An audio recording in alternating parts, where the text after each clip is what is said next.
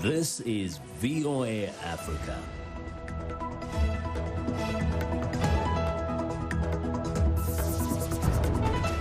Hello, I'm Esther Githui-Ewart. It's Monday, September 14th. This is Africa 54.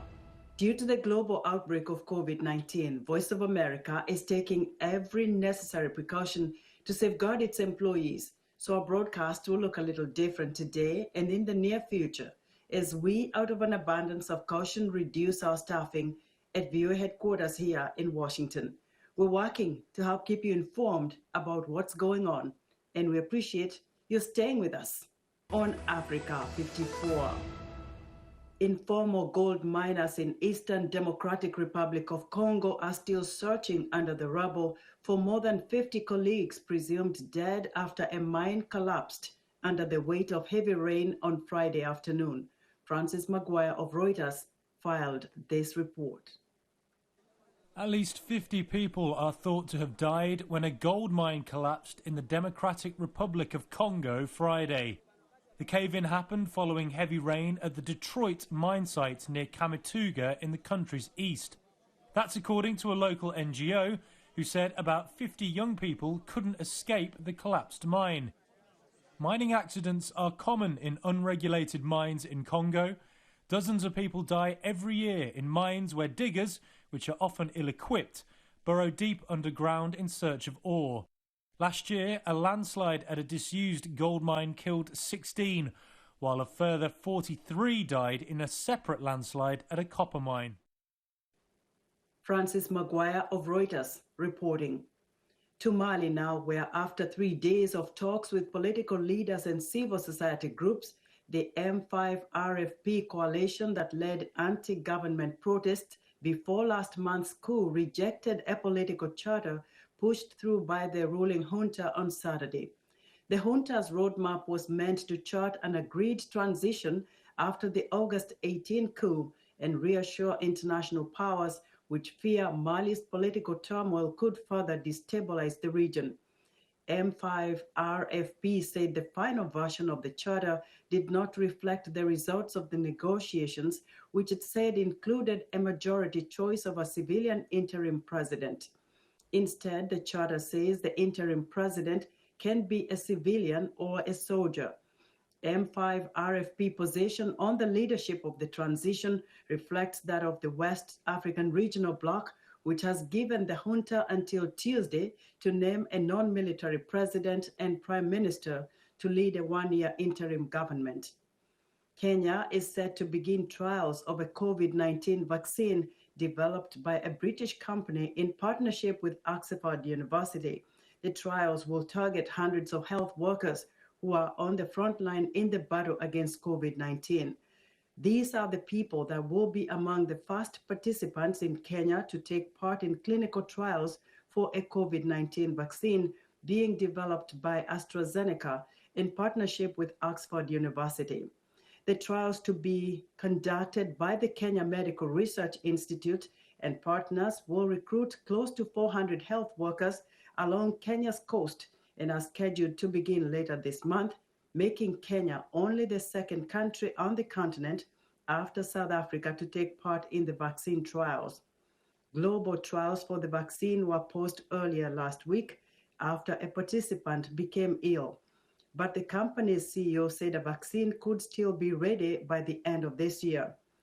Meanwhile, global confirmed cases of COVID-19 topped 28.3 million, with the death toll exceeding 911,000 over the weekend, according to the latest data from the World Health Organization.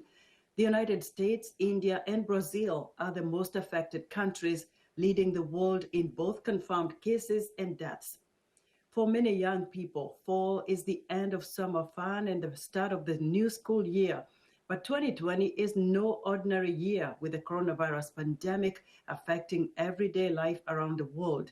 Students in some countries who may already live in conflict zones face the challenge of in-person learning in the era of COVID. VOA's Arasha Basadi reports. School bells ring in the Syrian capital. Young people here in Damascus have endured a civil war for most, if not all, of their lives. But this school year, they also face the added risks of COVID-19. The fear is real. We are all scared, but the Ministry of Education has taken the necessary steps to protect our children. I hope the medical advice that we give becomes a lifestyle and culture, including social distancing, using face masks, not using each other's stuff, not drinking from another's bottle, and waving hello. I wish families adopt this type of lifestyle. The city's elementary school supervisor, Malad Shihaz, says fears of COVID-19 drive a new curriculum that includes social distancing and personal hygiene. In addition to prevention, she says schools have a plan in case of infection. If we suspect that 5% of students are infected with coronavirus, we'll close the school for 15 days, and it will be sterilized every day, and then students can return to school. School Health Department Supervisor Zina Mahmoud says officials will proactively monitor students' health. We will follow up with students in case they did not go to school, and we will follow up with their parents on the reason for their absence and if it was because of a medical condition. The Syrian news agency reports nearly 4 million students recently returned to school. Syria so far has about 3,500 confirmed coronavirus cases. 152 of those have been fatal. Arash Arabasadi, VOA News, Washington. The economic impact of the coronavirus continues to linger in New York City, where lines to pick up donated food are still much longer than usual, according to a local charity group. Food Bank for New York City says it has distributed 30 million meals to New Yorkers, triple the number compared with last year. VOA's Mariama Diallo reports. Food Bank for New York City says more people are showing up to receive food donations compared with the same time last year. Year to date, we typically distribute about 10 million meals at this point, so we have already tripled that. Janice Robinson, Vice President of Food Bank for New York City, says she doesn't see an end in sight. Sadly, New Yorkers are still struggling. People are unemployed and they're still having a need for food. Their children are being kept home, so those children aren't getting their meals at schools. So the need is only increasing. Many in the line said they had been laid off because of the pandemic, and some said they were working but couldn't make ends meet without the help of donations. It's a long line. Why is that? But too many people, they need food. We don't have no job, they lay you off. Some say costs also seem to be going up. The kids are home, you spending more money. It's like, come on. Then you have to buy equipment, in order for them to be schooled properly at home. So you're spending more money and not receiving more money. As people line up for food, the White House and Congress still haven't agreed on a second aid package. The last stimulus package provided $600 a week in supplemental unemployment payments, but that aid has expired in July. I prefer working than have to be sitting there collecting a check every week, but it helps. But now that we're not getting nothing at all, I don't know how I'm going to pay my bills now. Republicans and Democrats appeared to be deadlocked over a new stimulus package. The U.S. Senate on Thursday killed a $300 billion coronavirus aid package as Republicans and Democrats disagreed over the size and scope of the aid. Mariama Diallo, VOA News. As the Western U.S. struggles with wildfires, local officials are calling on President Donald Trump and other leaders to address climate change, which they say has led to a record year of fires. Trump is scheduled to visit Sacramento, California on Monday to meet with state officials for a wildfire briefing. VOA's Michelle Quinn reports. In the U.S. West, smoky air blankets communities, a reminder of the crisis and suffering with every breath. More than 24 people have died and thousands have been displaced from their homes. Local officials attribute the fires to the effects of climate change. This is a climate dam emergency. This is real. And it's happening. This is the perfect storm. It is happening in unprecedented ways, year in, year out. As part of a swing through the West, President Donald Trump is scheduled to visit firefighters and elected officials in Sacramento, California on Monday. At a campaign rally in Reno, Nevada, Saturday, the president addressed the fires. Spoke to the folks in Oregon, Washington. They never had anything like this. But you know, it is about forest management. Please remember the words, very simple. Forest management, please remember. It's about forest management and other things, but forest management. Elected officials in Washington and Oregon disputed the president's characterization of the cause of the fires. You know, the president has said it's all about raking the forests. It's just a big and devastating lie. We have the Cascade snowpacks have gotten smaller, our forests have gotten drier, our ocean has gotten warmer and more acidic, and this has been happening steadily over the last several decades. Some Western leaders are calling for urgent action to fight climate change.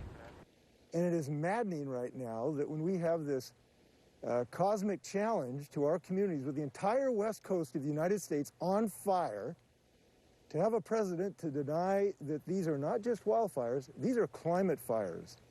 And if this is not a signal to the United States, I don't know what it will take. Some environmental activists have complained that former Vice President Joe Biden, the Democratic challenger to President Trump, hasn't made climate change a top issue in his campaign. Over the weekend, Biden released a statement calling for people to act now against climate change. As communities fight fires, natural disasters and their causes may become more of a campaign issue this year. Michelle Quinn, VOA News. Our home planet has got a lot going on. Fires in California turned the skies orange.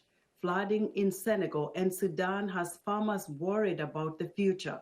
And fires have broken out in Beirut's port following last month's massive explosion. Here again is VOA's Arash Basadi bringing us a special week in space with eyes on Mother Earth. This is the port of Beirut, 1 month after a blast that was so powerful it was visible from space. The August explosion of ammonium nitrate stored in a port warehouse killed almost 200 people, injured thousands of others, and destroyed homes and buildings in a vast area of the Lebanese capital. The latest fire is in a tire warehouse, according to state media. The cause remains unknown. Meanwhile, in Sudan, authorities and the United Nations are providing aid to tens of thousands who lost their homes in recent record Nile flooding. Local resident Idris Ahmed wants international help.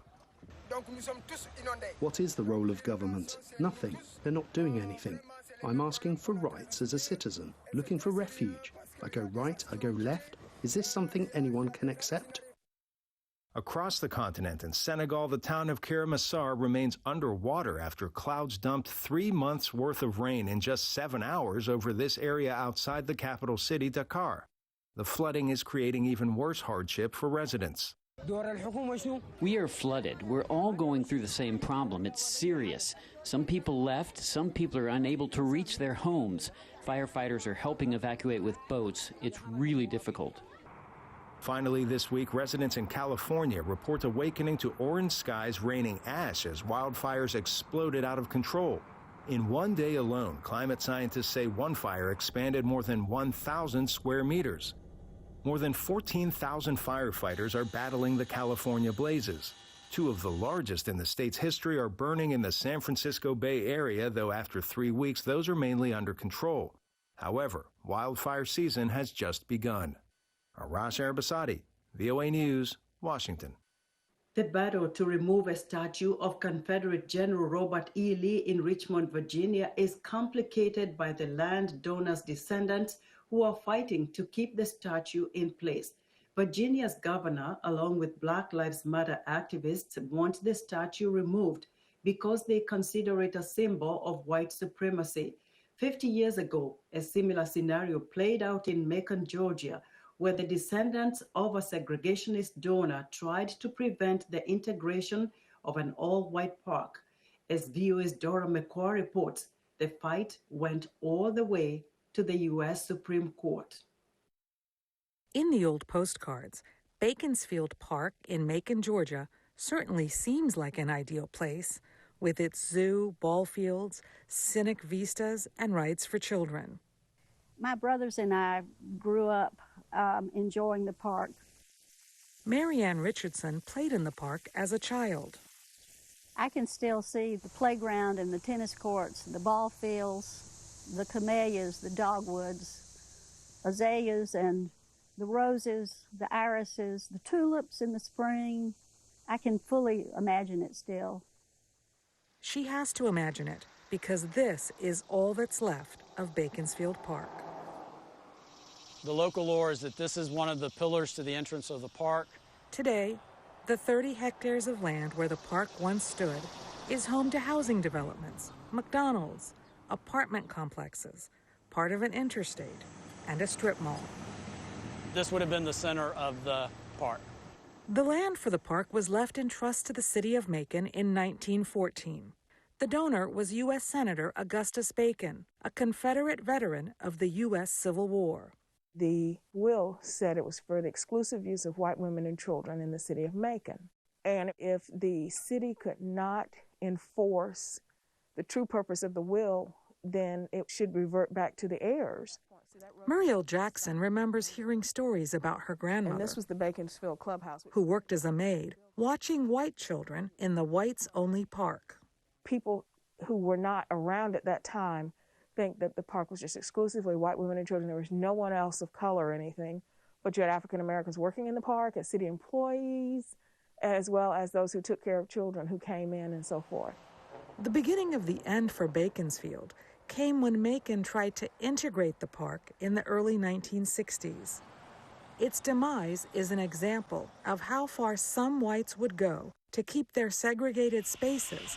There were folks in Macon who said, no, we would rather the space just disappear than for you to be in this space. The case went all the way to the U.S. Supreme Court, which ruled that Beaconsfield had to be integrated. Bacon's heirs demanded that the land revert back to them because integrating the park violated the terms of Bacon's will. After a court battle that went to the Supreme Court for a second time, the land did go back to the heirs. They sold the property to developers in 1972. For all of the conversation about erasing history, it in fact has been erased, and white people did it. This dedication stone is one of the few pieces of Beaconsfield Park that still exists. It's in an unlikely place, Macon's African American Museum. Racism was a part of our history, segregation was a part of our history. It's important to have physical artifacts and monuments that help us tell it. The story of Beaconsfield Park has one more twist. I think it's interesting because that land originally, back in the 1800s, was actually owned by a free person of color here, Solomon Humphreys. And when he died, his family sold the property. Today, the land where Beaconsfield Park once stood is fully integrated, and the park itself largely forgotten. Dora McQuarr, Macon, Georgia, VOA News.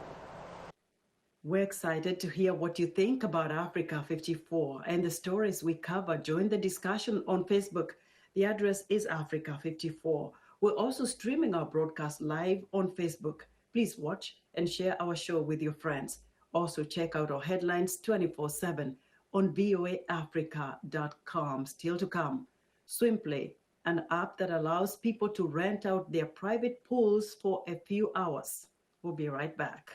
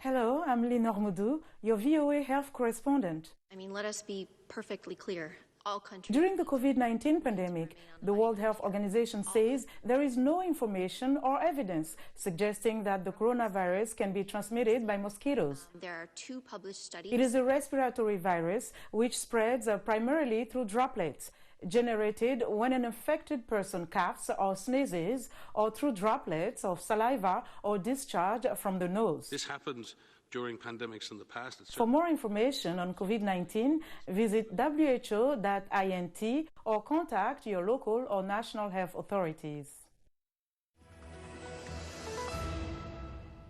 Welcome back to Africa 54. Top U.S. lawmakers are calling on the Trump administration to launch an investigation into the poisoning of Russian opposition leader Alexei Navalny. VOA's diplomatic correspondent Cindy Sain reports on the increasing calls for punitive sanctions on Russian President Vladimir Putin and his government. Just before he was poisoned last month, Russian opposition leader Alexei Navalny was said to be working on one of his many investigative reports about Russian government corruption in the Siberian city of Tomsk. He was stricken during a return flight to Moscow and later transferred to Germany. The 44-year-old is now out of a coma at Berlin's Charité hospital, but the hospital says it is too early to gauge the potential long-term effects of the poisoning. The Kremlin has denied any involvement in the incident and dismissed any accusations of a crime. President Donald Trump had this response when asked last week about Navalny's poisoning. We haven't had any proof yet, but I will take a look. It is interesting that everybody's always mentioning Russia, and I don't mind you mentioning Russia, but I think probably China at this point is a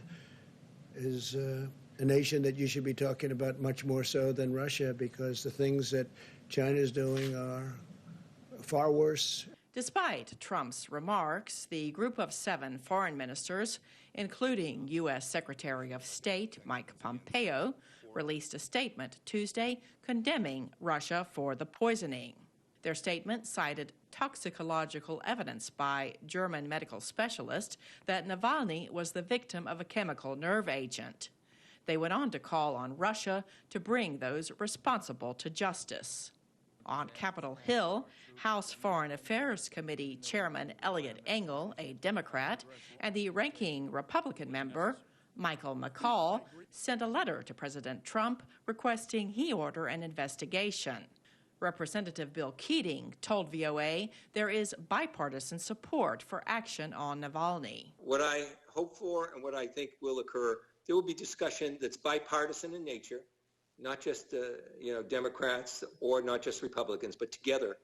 Representative Tom Malinowski is calling for punitive sanctions against Russian President Vladimir Putin. Sanctions alone are not going to turn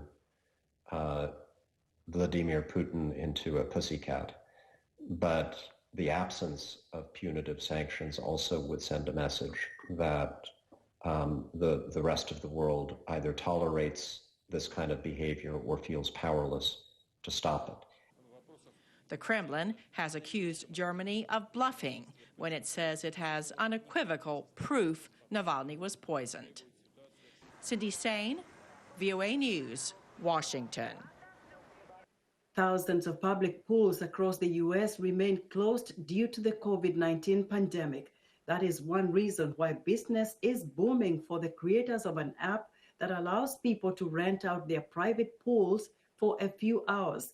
The app is called Swimply, and its founder says business has soared 2,500% since June.